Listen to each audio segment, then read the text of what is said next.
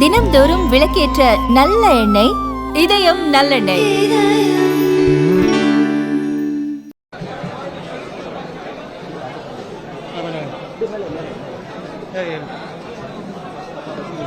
நினைச்சு பார்க்க முடியாது துக்கம்.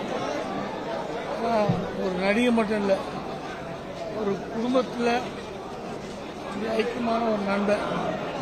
எல்லா நண்பர்கிட்டையும் என்கிட்ட கேட்பான். அப்புறம் வளர்ச்சி அப்படியே ஒரு அயன்மேன் மாதிரி தன்னை வருத்திக்கிட்டு ஒரு இரும்பு மனுஷன் மாதிரி வாழ்ந்து மக்கள்லாம் கவர்ந்து அப்படியே இரும்பை உருக்கி வந்தது, போராடி வந்து ஜெயிச்சவன்.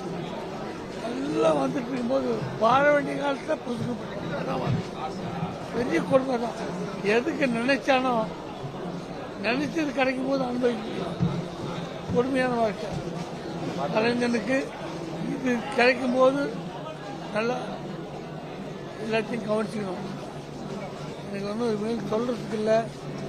ரோபோ போயிட்டான்னு சொல்றதுக்கு மனசு வரமாட்டது, ஆயத்து வரமாட்டது, ஆத்மா சாத்தியம். அதே மாதிரி சார் முத பார்த்த நிகழ்ச்சி சிவகாசி 2000 தன்னுடைய வாட்சியை கழட்டி சார் போட்டார். மறக்க முடியாத சம்பவம். ரொம்ப